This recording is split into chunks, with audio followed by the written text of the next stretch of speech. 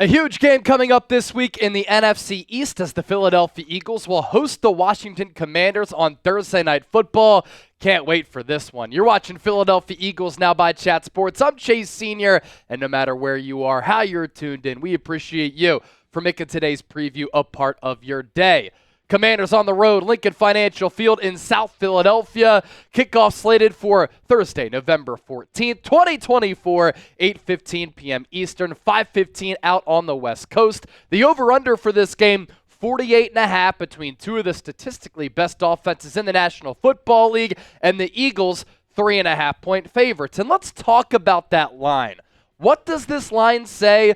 Usually home teams often are given points, so that is the case here. But to me it says, even though the Eagles have won 5 games in a row, the odds makers expecting this game to be close, and they understand and they know, just like yours truly, just like a lot of you, that the Washington Commanders here this year, under new head coach Dan Quinn, rookie quarterback Jayden Daniels, new general manager Adam Peters, Joshua Harris, the Sixers owner, taking over for the fraud Dan Snyder. This team, this organization is on the right path, and this team is legit. You take a gander at the NFC East Standings, the winner of this one will have sole possession of first place. The Eagles currently, by way of win percentage, in first place atop the division at 7-2. The Commanders lost over the weekend to the Pittsburgh Steelers. They are 7-3. You don't have to worry about the Dallas Cowboys or the New York Giants. Dallas at 3-6. The G-Men at 2-8. And the NFC playoff picture is really starting to come together here and take shape. The Detroit Lions, what a comeback on Sunday Night Football against the Houston Texans. They overcome 5 Jared Goff interceptions. They pitch a second-half shutout to win that game. Couple of clutch field goals there at the end. 8-1, and the Lions are atop the NFC. Philadelphia Eagles in that 2 spot at 7-2. Atlanta Falcons leading the NFC South, 6-4. The surprise Arizona Cardinals, led by former Eagles defensive coordinator Jonathan Gannon, atop the NFC West there at 6-4 in that 4th spot. And then the 3 wildcard teams, Minnesota Vikings, Washington Commanders, Green Bay Packers, other teams in the mix. The Niners at 5-4, the Bears, Rams, Seahawks, 4-5. Bad loss for the Rams on Monday Night Football to the Miami Dolphins and the Tampa Bay Buccaneers. Still on the outside looking in, but with an opportunity here, 4-6 going into their bye week. So much to get to here during our preview, but be sure to subscribe to the channel, but also subscribe and join us for our Eagles Commanders watch party. If you want us to go live earlier and do more than an hour pregame show, we need 800 likes on this video. So be sure to hit that thumbs up icon and like the video. If we get 800 likes, we'll go live at 7 p.m. Eastern, 4 o'clock on the West Coast. And if you haven't been on board for our watch parties, the best place to experience an Eagles game day outside of being at the actual game. Let's take a look at the Commanders' schedule here. Another one of the surprise teams in the National Football League. I did say going into the year, I thought that they were going to be pesky and much improved from last year. They've upgraded dramatically at quarterback, at head coach, at the coordinator spots, and that's as evidenced by their record this year. And you look at their resume, they lose week 1 against the Tampa Bay Buccaneers. Then they win week 2 against the New York Giants by 3. They go on the road. They beat Joe Burrow and the Bengals. In that game, Jayden Daniels had more touchdowns than incompletions. They drubbed the Arizona Cardinals 42-14. No problem with the Browns, 34-13 the final there. Lose by a touchdown in that DMV rivalry against the Ravens, 30-23, but Washington was in that game. Had no issues against the Panthers, a blowout by 33 points, 40-7. Beat the Chicago Bears. That was the Jayden Daniels heroic Hail Mary play at FedEx Field. 27-22 win over the Giants, and then due to a weird spot at the end of the game, they fall to the Pittsburgh Steelers 28-27. Russell Wilson able to hit on a long ball to Mike Williams to give Pittsburgh the win in that ball game. That's a pretty impressive resume for this young team in this new era of Commanders football. As for Philadelphia, their resume, like the Commanders, pretty damn good. A very good win week 1 against the Green Bay Packers. They're a Saquon Barkley drop away. that happened in that Week 2 game from being 8-1 this year, and that would put them atop the NFC if they were able to get that victory. But they rebound off that sour defeat against Atlanta, beat the Saints by 3 thanks to Saquon, Barkley, and Dallas Goedert turning up. Bad loss against the Bucs, but they were so short-handed. And then the Eagles have pulled off 5 wins in a row. Hottest team in football. Browns, Giants, Bengals, Jags, Cowboys. 3 of those wins by 20 or more points, in Philadelphia sitting comfortable here at 7-2. I'll tell you this about the Commanders. For the first time in a really long time, this Commanders organization, this fan base, and you can tell by the excitement exuded by Commanders fans, not just in the DMV, but nationwide, they have life, they have hope, they have promise. And that's the case for the first time in a long time because they hit on Jayden Daniels at quarterback, who looks to be the real deal. They have had a very impressive offensive season led by the rookie play caller and signal caller. 3rd in points per game at 29, so they're scoring a lot. 1st in points per drive, very efficient, and when they move the ball, oftentimes they're putting points on the scoreboard. They are 1st in time of possession, throwing it, running it, balanced, complementary football on that side of the rock. They have also not turned the ball over. Fewest turnovers in the NFL. That's efficiency right there. And when that happens, you're going to be in the win column often. 2nd fewest interceptions and fumbles lost among 32 teams in the NFL, and they also are succeeding on 3rd down, moving the chains, which then results in time of possession being number 1 in the NFL, the 5th best 3rd down offense in the league. A really good matchup in this game comes down to coaching. Cliff Kingsbury had a shot as the Arizona Cardinals head coach. It didn't work out. He coached Patrick Mahomes at Texas Tech. Is he a head coach in this league? Not sure. What we know, pretty damn good offensive coordinator, at least through the halfway point of the 2024 campaign. That new, innovative, creative, young offensive mind going up against the veteran defensive mind who's seen everything that can be thrown his way in Vic Fangio, who's one of the top defensive minds in the history of football. And he has this Eagles defense playing superb football right now. During this 5-game winning streak, Philadelphia is giving up 10 points per game, only 201 yards per game, 126 passing yards allowed, and during this 5-game stretch, they have given up just 4 total touchdowns. You can say they've had a weak schedule. You can say that the Eagles aren't legit. I disagree with you. Look, in the NFL, when rules are catered to the offense, and the NFL wants, by design, offenses do score points, for Philadelphia to be this dominant, that is very, very impressive. And it goes to show you how dominant they've been. So this is a game here where the Eagles offense might have to carry this team. They're going to have to play a clean brand of football. They're going to have to fulfill their expectations and play like they're capable of playing with Jalen Hurts, who's a bona fide MVP candidate, one of the top wide receiver duos in the National Football League with A.J. Brown and DeVonta Smith, Dallas Goedert, one of the top all-around tight ends in the game, and Saquon Barkley, who arguably is the NFL Offensive Player of the Year. And this Eagles offense paced by what is one of the top offensive lines in football. This is a game where you want to be able to see the Eagles produce offensively because the Commanders' offense is so good, and Kellen Moore should be in his bag because these notable numbers for the Commanders' defense are pretty glaring. They're 12th in points per game. That's pretty good. 21.7. So they are allowing teams to move the ball, but they're not allowing teams to score a lot of touchdowns, and their offense has bailed the defense out a little bit. But the Commanders are 27th among 32 teams in points per drive, 30th in red zone touchdown percentage, 23rd on 3rd downs, and 18th in turnovers forced. So the fewest turnovers in the NFL, but they're not forcing a lot of giveaways. So is this start for the Commanders sustainable? Is it a little bit fluky?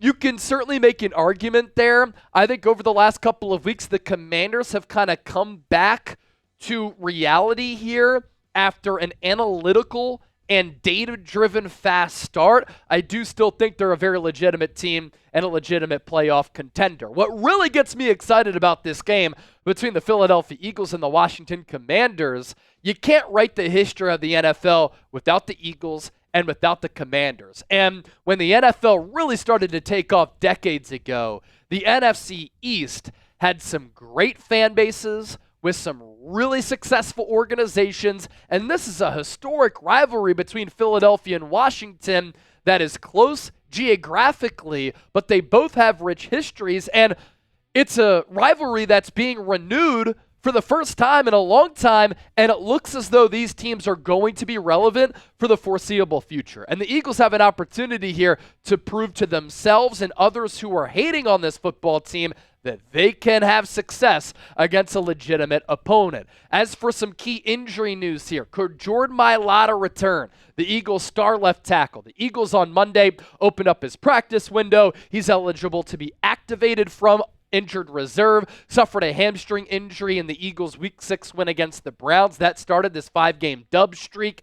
He has missed the designated 4 games, which is why he's eligible to play on Thursday if the hamstring is where it needs to be. And that is the big question. Will Jordan Mailata be able to play in this huge NFC East tilt on Thursday Night Football? Before he got hurt, one of the best left tackles in the game, and that's been the case over the last couple of years. That's why Philadelphia has given him a couple of contract extensions. Overall Pro Football Focus grade of 88.4, pass blocking grade nearly perfect at 90.9.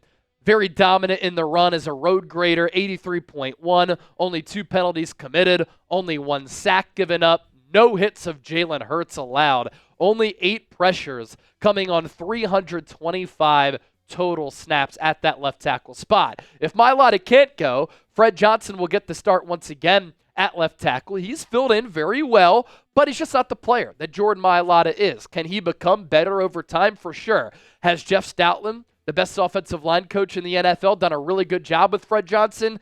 No doubt about it, but you look at the sacks allowed number, pales in comparison to Jordan Mailata and vice versa. 7 sacks, 3 hits given up, 4 penalties, 32 pressures allowed. And I think that Jalen Hurts has sensed that. He's playing excellent football like an MVP during this 5-game winning streak, but he doesn't have that trust for his backside. And the Commanders are 10th in the NFL in sacks. So that's going to be a key area and a key matchup in this game.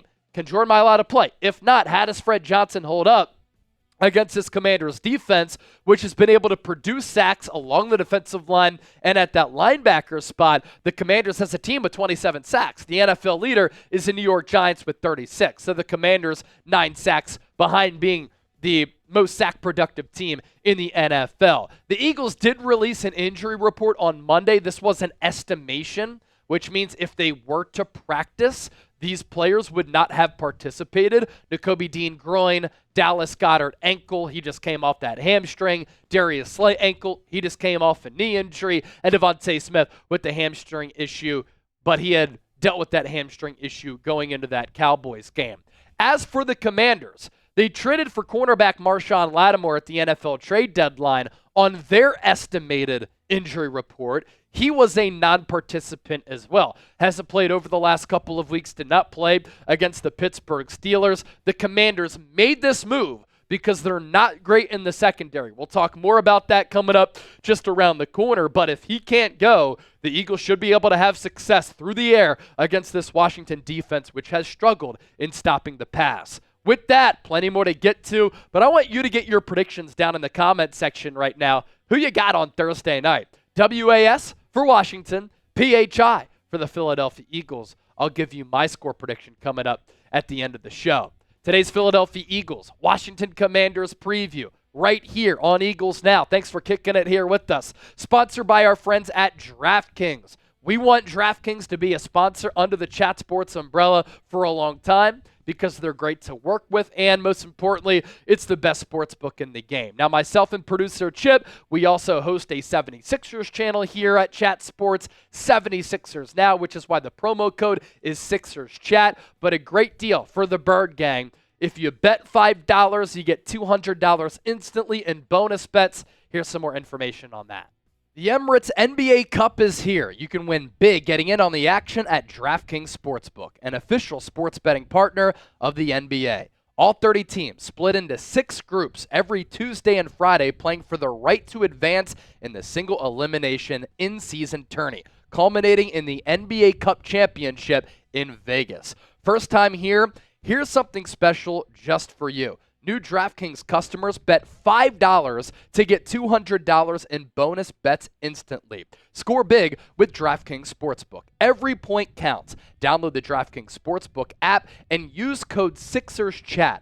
That's code SixersChat for new customers to get $200 in bonus bets when you bet just $5. Only on DraftKings. The crown is yours. Gambling problem? Call 1-800-GAMBLER. In New York, call 877-8-HOPE-NY or text HOPE-NY 467-369. In Connecticut, help is available for problem gambling. Call 888-789-7777 or visit ccpg.org. Please play responsibly. On behalf of Boot Hill Casino and Resort, Kansas. 21 plus age and eligibility varies by jurisdiction. Void in Ontario. Bonus bets expire 168 hours after issuance. For additional terms and responsible gaming resources, see dkng.co/bball. Of course, you can bet on the NBA. You can bet on the NFL in the DraftKings Sportsbook app as well. Philadelphia, 3.5-point favorites in this game. The over-under at 48.5. Short week, but two good offenses. I want to see how that results as far as points being scored in this game. Jalen Hurts, 50-plus rushing yards. I kind of like that, plus 125. And, of course, odds and lines are subject to change. Use that promo code SixersChat, $200 in bonus bets instantly. We'll put all of that information down below in the show notes and attach to the pinned comment of today's Philadelphia Eagles. Now, let's move forward here with our preview. This great NFC East rivalry is renewed between the Philadelphia Eagles and the Washington Commanders. For the first time in a long time, Washington is a contender.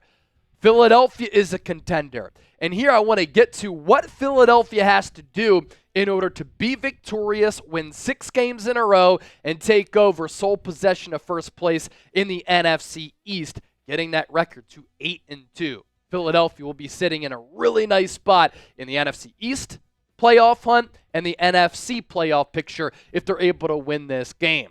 And, of course, it gives them some wiggle room within the divisional standings. Right now, Philadelphia is in first place just by way of winning percentage because the Eagles are 7-2 and the Commanders are 7-3. My weekly keys here. This is what Philadelphia has to do week in, week out, specifically in this game against Washington in order to be victorious. And this is a guide for how to be successful at all levels of football. You keep the ball out of harm's way. In the NFL, when you lose a turnover battle, you lose about 80% of your games. You have to win at the line of scrimmage. This is why Howie Roseman invests so much draft capital and financial capital in free agency to build up the offensive line and the defensive line. You have to win on 3rd and 4th down. On 3rd down success rate, if you're able to keep the chains moving, it helps your offense. If you can get off the field defensively, you get the ball back to your offense. And on 4th down, that's when some of the critical junctures of the game really happen as far as momentum turning. And in these key areas, that's where Nick Sirianni can't fall flat on his face. You can't beat yourself. And for Philadelphia, they are an elite team. If they don't beat themselves, there's not really many teams across the NFL, in my estimation, that can beat them. They are elite. You have to act elite, especially against a very good team in Washington. And for Philadelphia, I want to continue to see them be a complementary football team, throwing it successfully, running it successfully, having a balanced offense, because that makes them so difficult to guard, especially with arguably the most talented offense in the NFL. And then they have to be sound on special teams and on the defensive side of the football. If the Eagles can do these things week in and week out, they'll continue to be Super Bowl contenders, and they'll win this game against the Commanders. Specifically for this game, my keys to an Eagles victory. For this Philadelphia Eagles defense, it is time to shine. They have been spectacular during this 5-game winning streak. And the numbers, insane. They're surrendering just 10 points per game. They're giving up just 201 yards per game, 126 passing yards allowed per contest, and they have given up just 4 total touchdowns during these 5 straight wins. It is also the first time since 1949 that the Eagles have won 3 straight road games by 20-plus points. And I have posted on my social media pages, I've posted on YouTube, that I think the Eagles are Super Bowl contenders. But there are a lot of detractors and non-believers who will say, Chase, no, they're not. The Eagles are fraudulent. Look at the teams that they've beaten. Cleveland Browns, New York Giants, Cincinnati Bengals, Jacksonville Jaguars, and then the Dallas Cowboys. Are those mediocre to bad teams in the NFL? No doubt about it. But the Eagles have handled a lot of those games. They've taken care of business in a league where a majority of the games are decided by 1 score or less. But you win this game on Thursday night against a really good ball club in Washington, you'll shut the haters up. Here's how the Eagles stack up on both sides of the football going into this Week 11 game. They've made a lot of improvements throughout the entire duration of the year. Philadelphia is 7th in points per game offensively at 25.9, 6th in yards per game, just under 374, 10th in yards per play at 5.7. Need to get a little bit better on third down, 39.1% there. That's 15th in the National Football League. After they performed very well in the red zone, they have increased their red zone touchdown percentage to 60%. That's 10th. Defensively for Philadelphia, 5th in points per game, 2nd in yards per game, 2nd in yards per play, 13th on third downs. They can make some strides there, but when the opposing offense gets inside that red zone, Philadelphia's been able to bend but not break. Number 3 red zone scoring defense in the league at 42.3%. But this is going to be a test for this Eagles defense because look at how Washington is performing, led by the rookie quarterback in Jayden Daniels. Number 3 in points per game at 29, 4th in yards per game at 377. They're moving the football any given play, 4th there for yards per play at 6. They are the 5th best third down offense in the NFL, where the game could be won. And a big key additionally in this game, can the Commanders score in the red area? Can the Eagles keep the Commanders out of the end zone in the red zone? Because Philadelphia defensively has thrived in the red area, keeping teams out of the paint. Washington has struggled a little bit midway mark among 32 teams in the NFL. Defensively for the Commanders, Dan Quinn is a defensive mind. They have kept teams out of the end zone and off the scoreboard to a decent degree. 12th in points per game at 21.7, 14th in yards per game, 21st in yards per play, but 23rd on third downs, 30th in the red zone. Key to victory number 2. This Washington secondary is not good. You're probably going to see a lot of Benjamin St-Juste on A.J. Brown. A.J. Brown should be able to own him. And this just isn't a deep, nor is it a talented Commanders secondary. That's why they made the trade for Marshon Lattimore at the NFL trade deadline. They realized they needed to improve in trying to defend some of the top wide receivers in the game. Philadelphia has 2 of them, in A.J. Brown and DeVonta Smith. And elsewhere in this division, Washington's probably thinking the Giants have Malik Nabers. He's going to be there for a while. The Cowboys have C.D. Lamb. We need to upgrade at that corner spot.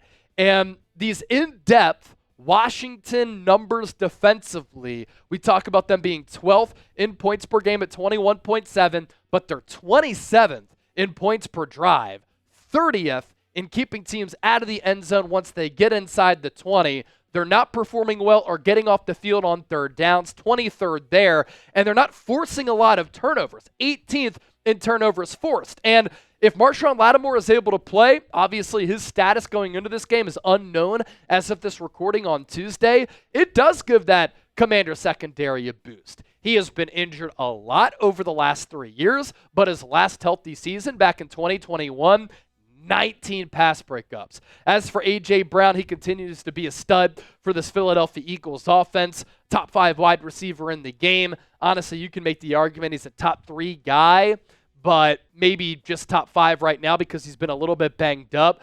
But when he's been on the field, the production has been incredible. 28 catches for 553 yards despite missing 3 games. And then DeVonta Smith really started to come on the last couple of weeks, was held in check somewhat by the Dallas Cowboys. But again, any given week, the Eagles are going to have different people chipping in. Still on pace for a tremendous season, though. 37 grabs for 487 yards. He has the touchdown edge on A.J. Brown. 4 tutties for Smitty, and then 3 touchdowns for A.J. Brown. And for Jalen Hurts, he has an opportunity here to be successful through the air. And during this 5-game winning streak, he's had a lot of success. One of the keys, decisive, accurate, confident. Despite him being under siege, getting pressured and sacked a lot, he's still been able to have a lot of success in throwing the football. He's legitimately playing at an MVP level. And you think back to his 2022 season when he was the MVP runner-up behind Patrick Mahomes, I think he would have won that award if he didn't hurt his shoulder late in the year. At this point, through 9 games, he was completing 67.9% of his passes. This year, it's up to almost 70. His yards in 2022 were a little bit higher. He didn't have the luxury of having Saquon Barkley that year, though. Total touchdowns to interceptions, 1 more touchdown this year, 2 more picks, and his quarterback rating very close. But look at what he's done over his last 5 ball games here. He's completing just under 72% of his throws, more than 1,000 passing yards, 8 throwing touchdowns, and 1 pick, 8 rushing touchdowns. So 16 combined touchdowns for Jalen Hurts during this 5-game winning streak, and his quarterback rating 126.1. This is a game where Hurts, A.J. Brown, DeVonta Smith, Dallas Goedert, Saquon Barkley in the pass game should be able to really show up and show out. Speaking of Saquon Barkley, this Commanders team, they struggle in the secondary.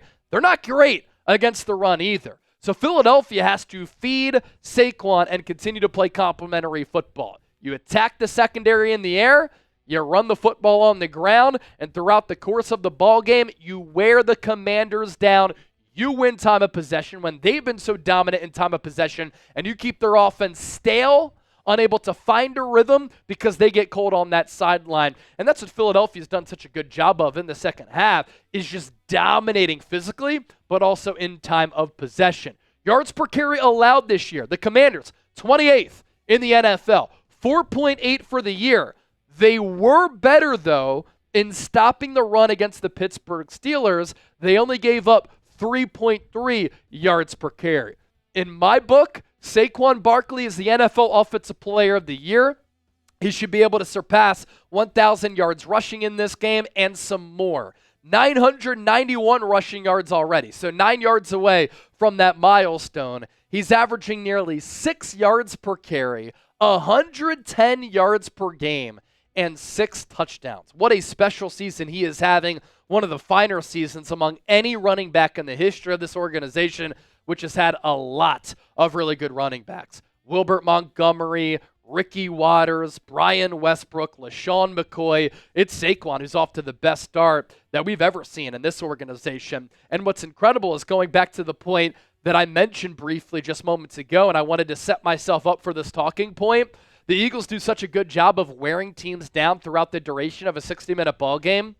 Look at these first and second half splits for Saquon. So in the first half of games this year, Saquon's still been really good, right? 79 carries, 343 yards, 4.3 yards per carry, 3 touchdowns, 14 first downs. But then, on the other side of halftime after recess, he gets better and stronger as the game goes. 92 carries in the second half this year. He nearly doubles his yards rushing up to 648. His yards per carry goes up to 7. Still those 3 touchdowns and 25 first downs. He's also explosive with explosive runs of 20-plus yards. Key to the game number 4. The Eagles defense has to bring it. And they have an opportunity to show everybody who doesn't believe in this unit that they are indeed legit. Because this Commanders offense has been legit this year.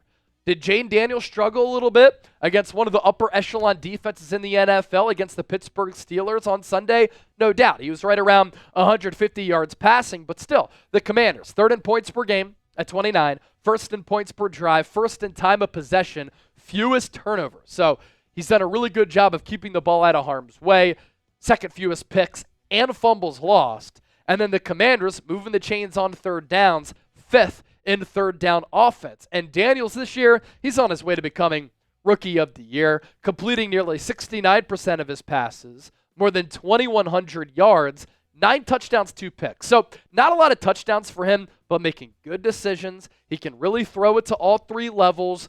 A theme that you might see, if you look at Daniels' throwing charts, the Commanders have him throwing toward the boundary.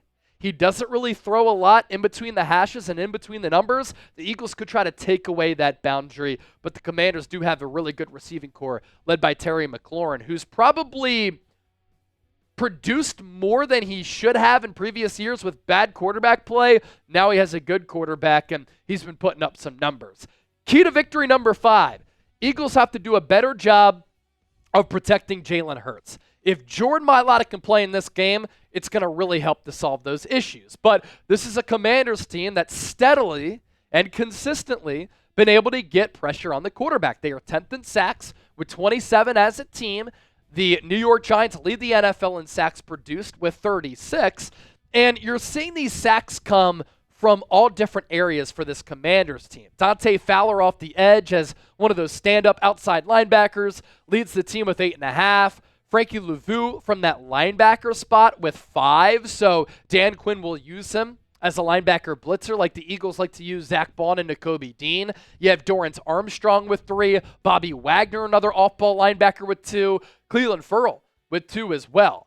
And Philadelphia's offensive line Pro Football Focus grades and ranks, Fred Johnson has been a weakness. 52.6 grade, that's 65th among 76 offensive tackles. Landon Dickerson, top 16 with the grade of 73. Cam Jurgens ranks 18th among centers at 63.7. What a bargain deal Mekhi Becton has been. I think he's found his future home at right guard. A grade of 74.5. That's 13th among 77 guards. And Lane Johnson continues to be the best right tackle in football. A grade of 83.7. That is 7th among 76 offensive tackles. Jalen Hurts' sack per dropback rate, the highest of his NFL career, and that's a little bit of a concern moving forward. But again, you get Jordan Mailata back, and if he can play, it's going to help to solve a lot of those issues. So finally, I want you to predict the score. Commanders, Eagles, Lincoln Financial Field, Thursday Night Football will be live for this game right here on Philadelphia Eagles Now, so be sure to join us for another watch party.